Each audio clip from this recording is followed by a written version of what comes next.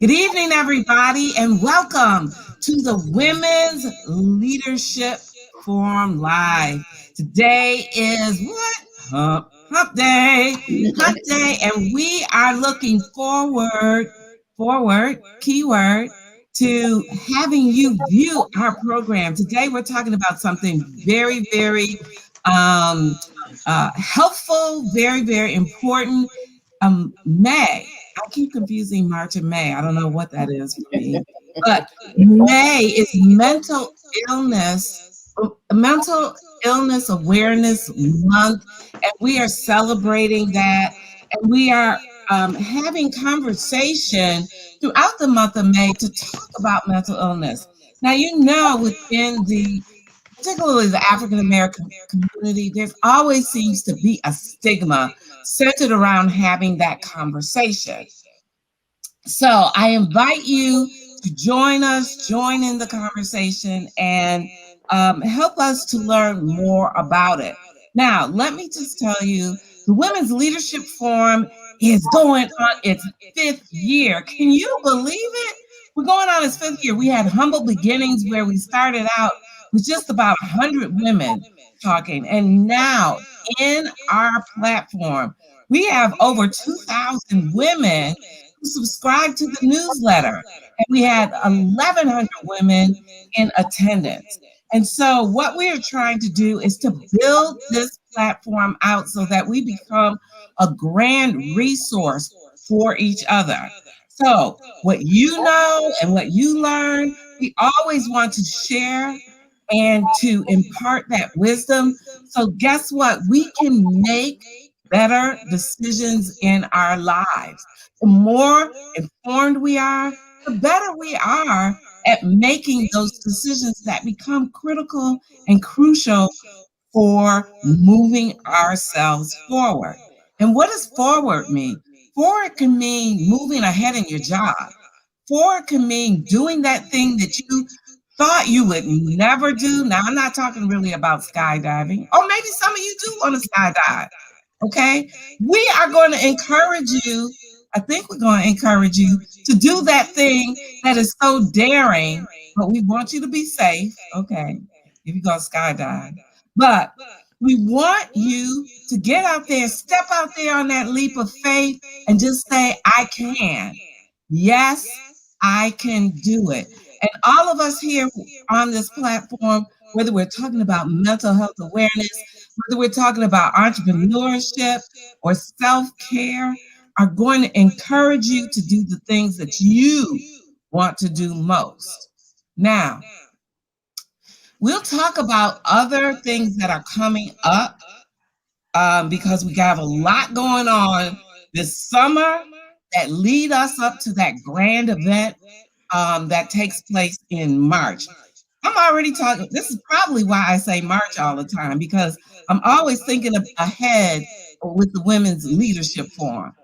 It's always celebrated. The forum itself is always celebrated in Women's International Month, which takes place in March. And boy, we got something good cooking for you all.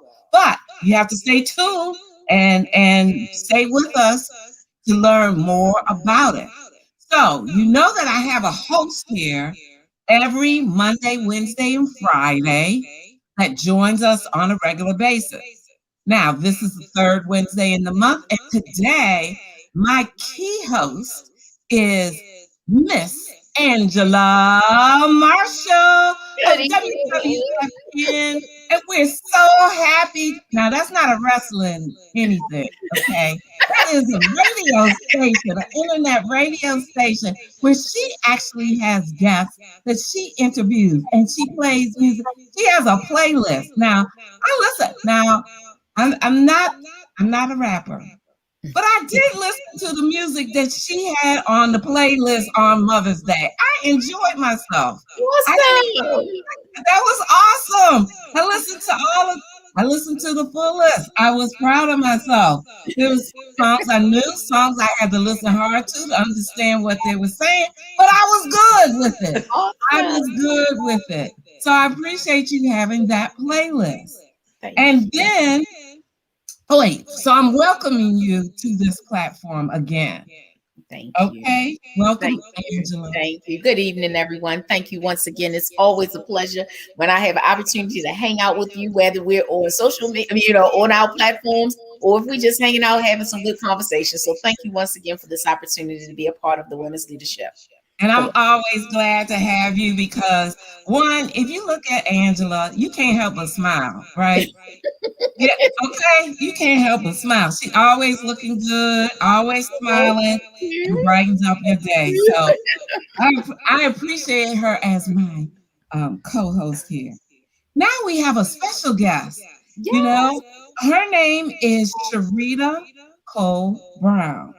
And let me just tell you about Charita, because Charita is special to me. She doesn't know I'm going to say this, but she is special because she is one of the faithful that comes to the Women's Leadership Forum, and she has been there for a number of years. So I appreciate her following. I appreciate her comments on our Facebook and our social media pages. And she often represents, as you'll find out, a community that is sometimes forgotten or looked over or shunned upon, quite frankly.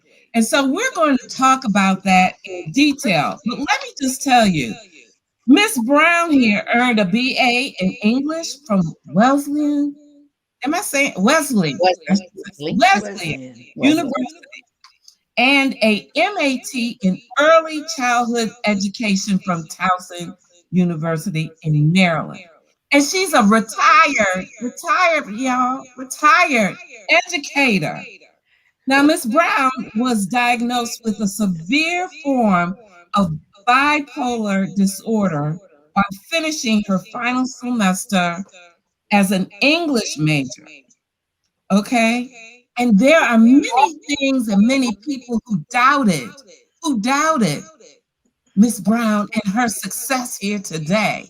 And so, what we want to do is find out more about Miss Brown, how she encourages others, more about mental illness, and what we as a community can do better to support our brothers and sisters who have mental illness. Welcome, Miss Charita Cole Brown. Yes, Thank yes. you. Welcome. It is an absolute pleasure to be here. And what I will say, I have bipolar 1 disorder, which is considered to be one of the severe mental illnesses. The three more severe mental illnesses are major depression, schizophrenia, and bipolar disorder. There are Miss at Brown, least can you four. speak up just a little bit? Okay. How's that?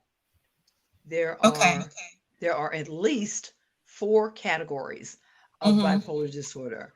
And bipolar disorder is a mood disorder, so it's describing the ups and downs in your mood.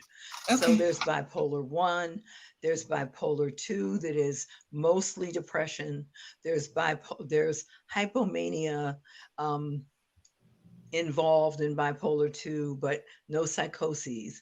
Then there is cyclothymia, which is a high and low, but not extreme. Then there is rapid cycling bipolar, meaning you have more than four or more episodes a year. So for me, bipolar 1 is considered to be the most severe. And I always like to say that because it's considered to be the most severe of the bipolar categories. And the reason it is to be understood is that you have an up and you have a down. And every time you cycle, which is what it's called, they're called episodes, every time you cycle, it's more severe. So that's why you don't want to cycle because it's more severe every time. And that's why you want to be able to manage it. Mm. So I am the author. I'm going to actually hold the book up. I'm the Okay. author of Defying the Verdict, My Bipolar Life. That way. Define the I'm the author of verdict, my Defying the bullet. Verdict, My Bipolar Life. And in the book, that was really difficult to write because I'm very private. I talk about how bipolar has been a part of my life and how it was thought, I'll share this, and Angela knows this already. It was thought that I would probably eventually need a custodian, a caregiver, because that's how severe the bipolar diagnosis was. And so for me to be seated here and talking and to have gone back and finished college and had all the things I had and got married, and my husband died when my children were 6 months old and Oh, 19 months old. And I did wow. not get ill. And that is a testament to the wonderful therapy, the 2.5 years of pastoral counseling I had, and the fabulous, fantastic family and friends. I mean, my family is really stellar. There are some families, because bipolar is scary, that Mm-hmm. the people back out of your life. But I've been very fortunate because my family and my friends have drawn close to me to make sure that I could be okay. Describe what that, what that looks like. Okay.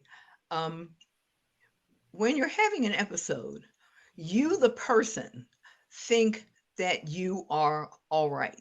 You think you're Mm-hmm. fine. Other people looking know that what you are doing does not make any sense. I'll give you an example. I had a manic episode and I thought that I was married. At the time, I wasn't even seeing anybody. But for me, it made sense. Like, I have a husband. And like, what? No, you don't. You don't have a husband. But in my mind, it wasn't that I was lying, it Mm-hmm. was that my mind was jumbled. And that's what I thought. So there is a woman, I'm going to have to look up her name because it's not coming to me right now. The wrote a wonderful memoir that I have to read, and it's called I'm Telling the Truth, but I'm Lying. And Mm-hmm. she has bipolar disorder. Wow. And Mm-hmm. what happens is your reality is not the reality. So Mm-hmm. people will be sick, and it's an illness. So you'll be sick and you'll think that what you're saying is absolute truth. When I said, get my husband, I really expected somebody to show up. There was nobody to show up. My mom's like, she doesn't have a husband. We don't have anybody to bring here because she doesn't have one. But in my mind, that's what I thought. And so, you know, um, it's something called anosognosia, where we think things that are not the truth. And Mm-hmm. we have to understand, if someone is going through a manic episode and if they are going a little psychotic, you have to understand that the things they are saying are what they believe to be true. And it's also important, if possible, to be as calm as you can so that you don't set them off to, they used to say on, in living color, set them off to a whole nother level. Okay. You don't want them to go there. So, one of the things in mental health is that we really do try, when we're speaking to someone who is going through a mental health challenge, calmness is your friend, Mm-hmm. because the person is going to be up on the roof somewhere. But if you, the person who is being a part of interceding, can be calm. We see so much about keep calm and carry on and keep calm and wear your crown, whatever. But calmness is really important. Sarita, what age were you? I know you were in college, but what age were you? Someone wanted to, a guest was asking, what age were you when you were diagnosed? Okay, I was 21 when I was initially diagnosed. I was 22 when I had the full psychotic break. Mm. And for me at 21, um, it was a mess because I was 21. I could make my own decisions. You can make your own decisions after 18. So at Mm-hmm. 21, when I was in the hospital for 15 days until they could bring me down out of the mania, they suggested that I take medication, and I was able to say no because I didn't want to. And I didn't understand that it would have helped me. I just said no, and they couldn't make me do it. And that's something that's very important in dealing with adults because you can't make an adult do anything. You know, if you have a child who has a mental health condition, you can take your child, you can say, okay, we need therapy. You know, you don't always need medication, but we need therapy, we need this, we need that. This is what we're going to do. But when someone hits 18, they have to, and this is what my book talks about. I had to take agency. First off, I had to accept that I had a mental illness. And Mm. then I had to take agency over it and create a plan whereby I could live well. And I actually have been living in bipolar recovery for more than 25 years, which is kind of unusual sometimes. But the plan that I put together and the God that I serve have made it possible for me to do as well as I have. Did you ever self-medicate yourself? Not what they gave you, but did you do your own thing? And for me, I actually never did. And the thing that prevented me from doing that was that at the time that I found out that I was bipolar, when I got my diagnosis, I was actually in a Pentecostal apostolic church. And so I didn't drink or do anything like that. Mm. So I I do not down anyone who tries to self-medicate. What I did was do the Christian way of trying to get out of it. I said, God, I call it the Christian method of suicidal ideation. I said, Lord, if this is ever going to happen to me again, please just kill me. I'm ready to go back with you when you come. Just kill me. And when God didn't respond in that fashion, I thought that meant that I was healed and that I was not sick anymore. And it wasn't true. But I had to learn to accept that it was an illness. So the question that I have is between the time for which you had the episode and you were in somewhat, I'll call it denial. Yes. What what was that break that or what broke you to say I've got to do something different? Okay. I had 3 hospitalizations, and they weren't even really hospitalizations, they were commitments. A commitment is when a doctor says that you are a danger to yourself and others, and we cannot let you go. You have to stay here in the facility. So those were Mm. my first 3 hospitalizations. And May I ask you a then, question in that? yes, Did yes. how did you get there? Did someone take you or did you? The first time my girlfriend's mother took me to the hospital in Connecticut. The Mhm. second time, my my friends brought me home because the psychologist at school didn't want what happened the year and a half before to happen again. So I went home, and my parents took me to a therapist, but they were in denial. And eventually I went to the Hyatt Regency, and I asked for a drink and couldn't afford it. And somebody at the bar, he wasn't being fresh, paid for the drink. And I don't drink. I had like a wine cooler or something. And so I drank it because I thought I should drink that. I asked for, and I was taking medication. So I asked I for think the a lot of wine. people do that. Right. So I asked for the wine cooler, and nope. And then I asked for another one, and they told me, we know you don't have any money, so you have to leave. And I did my own sit in the floor at the Oh bar, no. and they called the police. Oh And, no. this isn't lottie dottie, we like to party. This is serious. They called the police. I was blessed to have officers who were gentle. Okay. Officers can do some terrible things to people. And according to one of my sisters, I actually slapped one of the arresting officers. Oh my goodness. And And because you're here. And you're because here.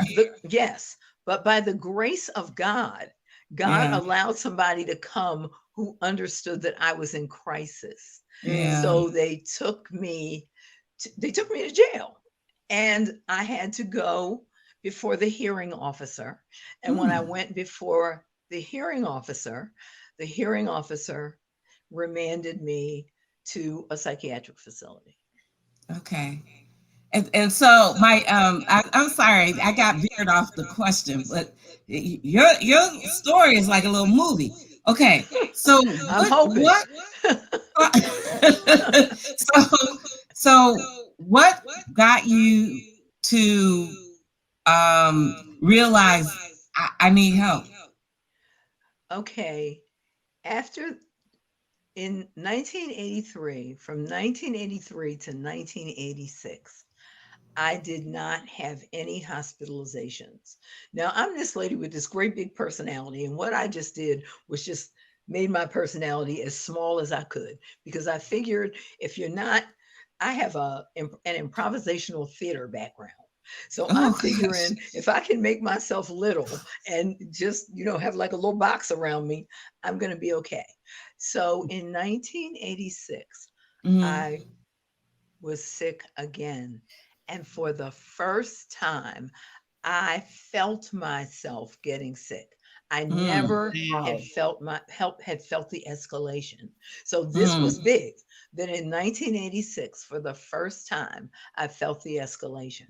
mm, And so I went to my supervisor at my job, and we went in to our manager's office. And it turned out, like, I look at my life and it's like, this is really God orchestrated. When I went into my manager's office, her best friend had bipolar disorder. oh, And what is the likelihood that that would have been the case? Right. And she mm, said to me, "What do we need to do? What do we need to do for you?"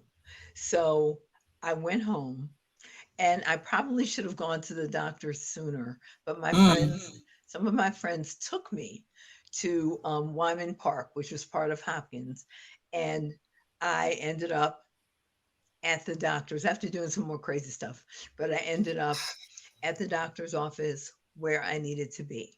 mhm, And so that's what happened.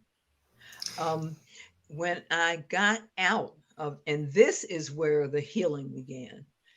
In 1982, from 1982 to 1983, I saw a pastoral counselor, made no progress because I wasn't willing to share anything. And, finally, we just brought it to an end because I wasn't growing, I wasn't changing, I wasn't sharing. It wasn't therapy that worked. So when I got out in 1987, I called him back.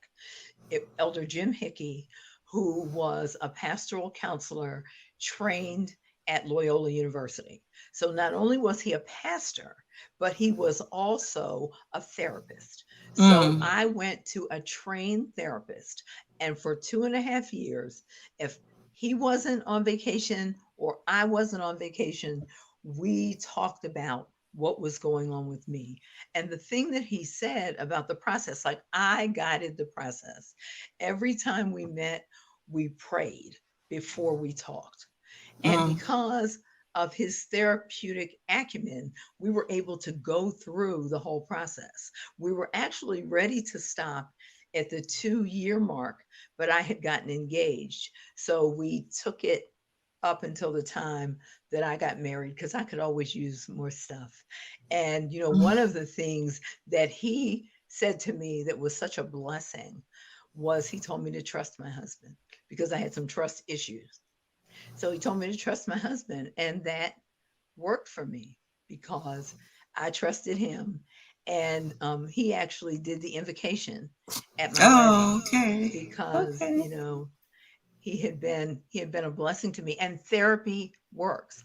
I have not had any more therapy, and I have a therapist now because my dad, I'm care managing for my parents, and my father got really sick in 2019, and I was really overwhelmed. And Mm, I mm. got a therapist. I needed a therapist. So I see her every 2 or 3 weeks or so. But it's what I love about having a therapist. And I thought I would never need one again. But what I love about having a therapist is that person is not invested in your life. And they know therapeutic techniques, so they can walk you through what to do, and they're not judging you in any way. So that's it. I have and then I want Angela to jump in here. But since you brought up therapy, how do particular African Americans, how do they go about finding a therapist? One of the ways that you can find a therapist, and a lot of people don't know this, is that you can go to your primary care doctor. Mhm. Because a Mm. lot of people feel comfortable talking to their primary care doctor. You can talk to your primary care doctor. And as a matter of fact, there are some primary care doctors who can prescribe medication if you need medication. If you need something more serious, because as I said, I have a severe mental illness. So I have a complete wellness plan that I came up with my therapist back in 1987 to 1989. And it's a complete plan that I follow. And the proof, as they say, is in the tasting because it has continued to work. Mm-hmm, mm-hmm. So, Sharita, I want to ask you a question because you've managed mental illness for quite some time, and there are times that people, after even being, medicated well, doing all the right things, and then they're hit with something like what you were hit with. Your dad passed, and not very far after that, you lost your sister. Yes. How do you manage to keep yourself on track in spite of major hits like that? It's enough to deal with one major hit. Hmm. But you didn't even have a 5 year span before you lost your sister. No, my dad died in December.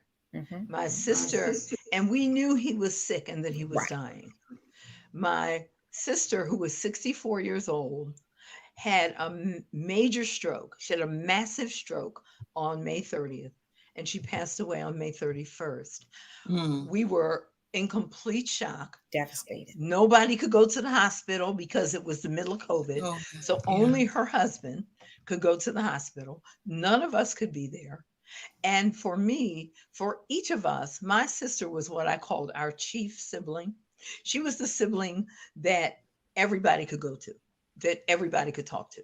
That was her. Now, my dad was an accountability partner for me, who my father from a wheelchair would say, slow down.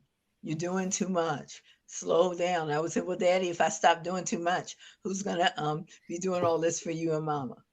So, Right, but right. but that was that. But then with my sister, I talk to my sister at least 4 days a week, and I must share that for me, this was my part of it. My sister was like an app.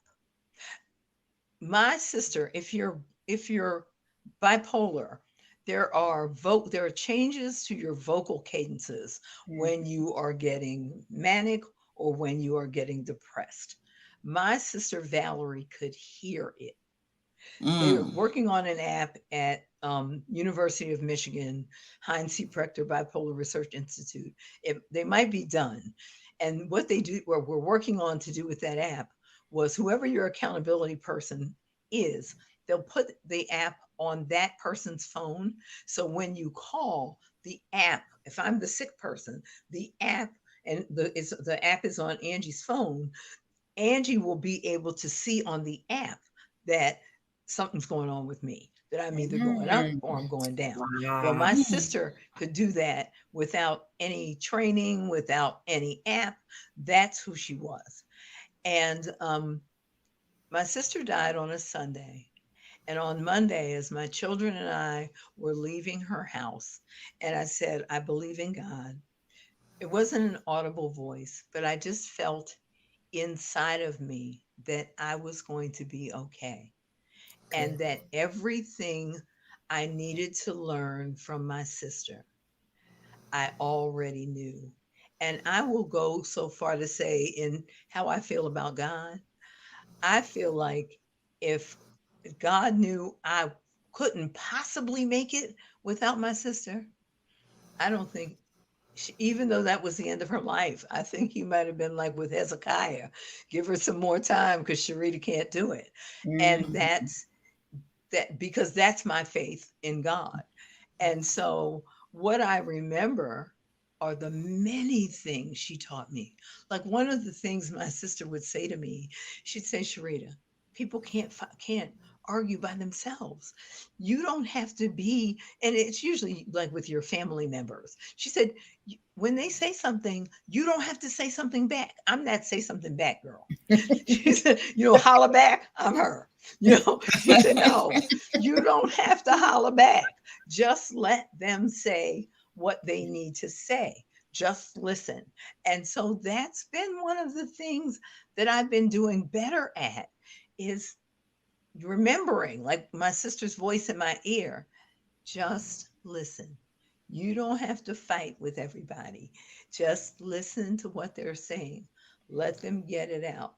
And if you agree with it, you can say that you do. And if you don't, just let it go. But what I will say is, I have a whole wellness plan.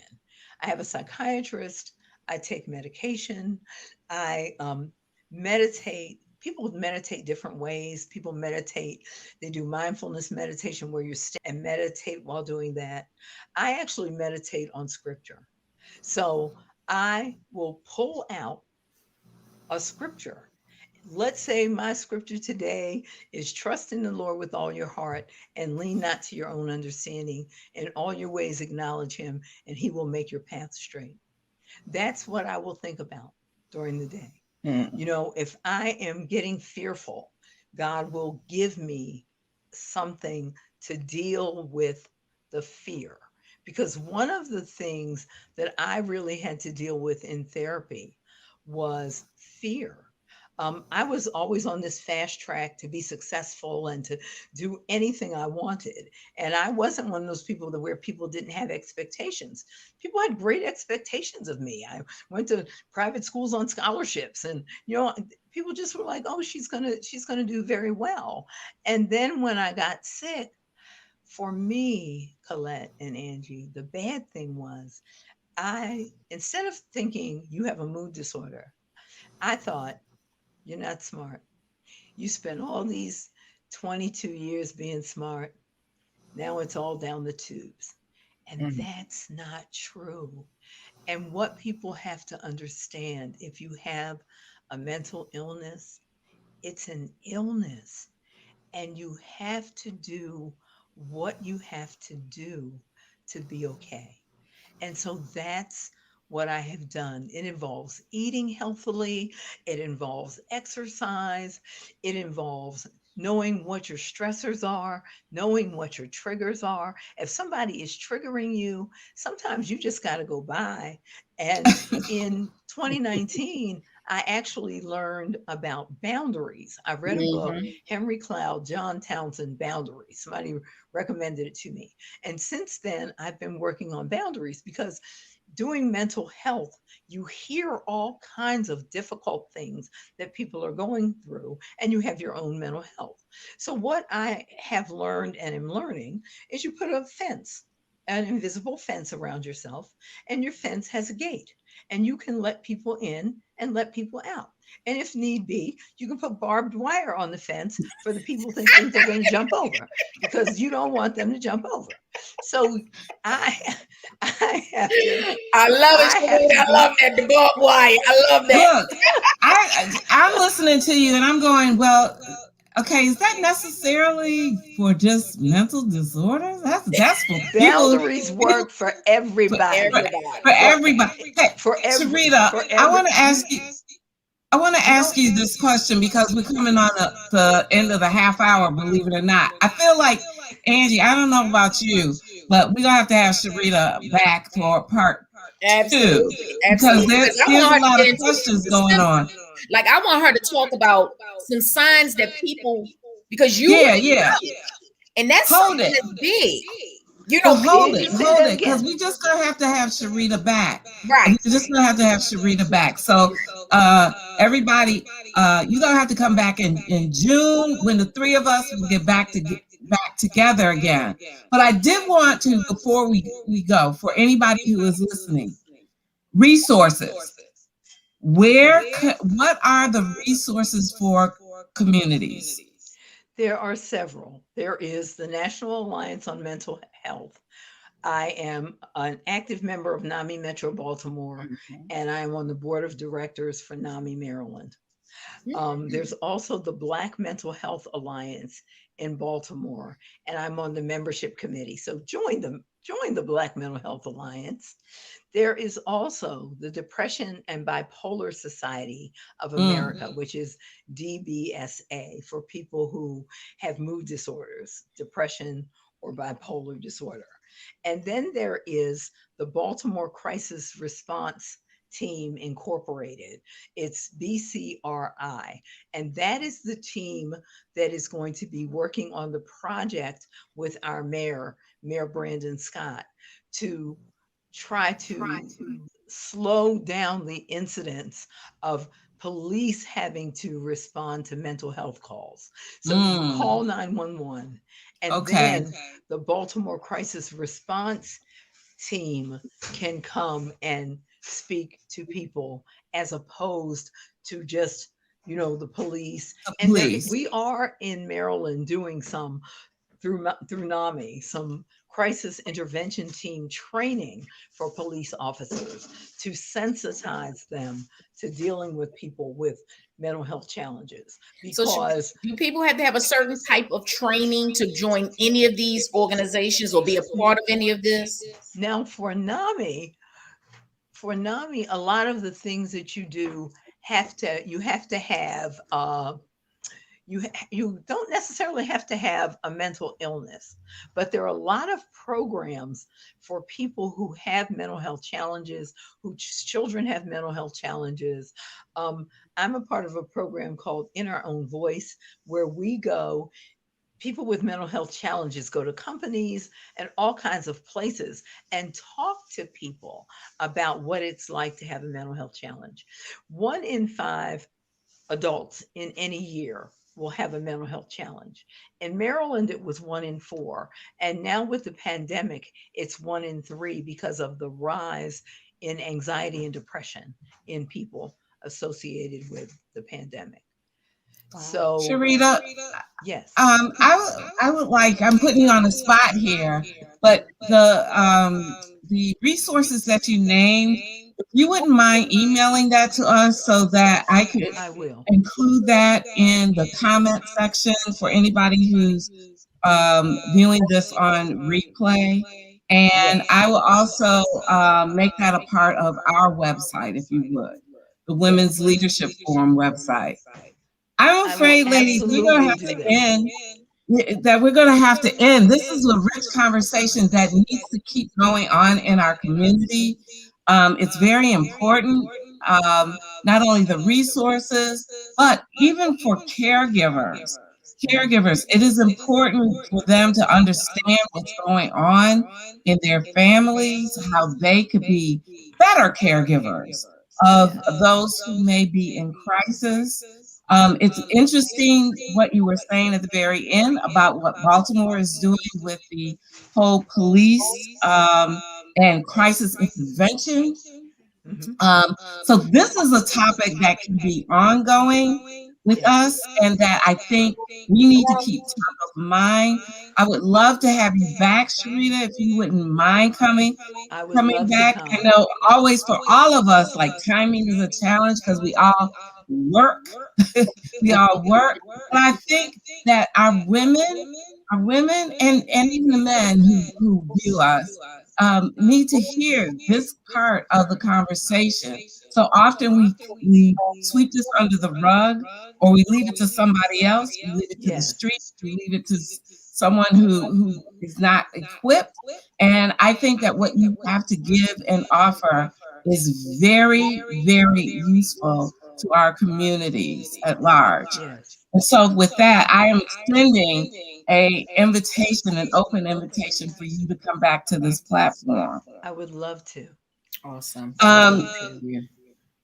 uh, Folks, oh my gosh, we are well beyond our time. There's some things that I just want to bring up to you as coming up next on the Women's Leadership Forum. I feel like I cut off in the middle of a program here. But we're going to have to stay tuned and come back. If you just stay with me, I want you to know that coming up next on Friday at 6 p.m., we have Jamise Pinkney. And Jamise Pinkney has a company called Logo to Market. And, one of the things that we're going to be talking about this Friday is something that actually was brought up here today. And we're not going to be talking about barbed wire, but we are going to be talking about tribes, okay, and people that surround you in your business.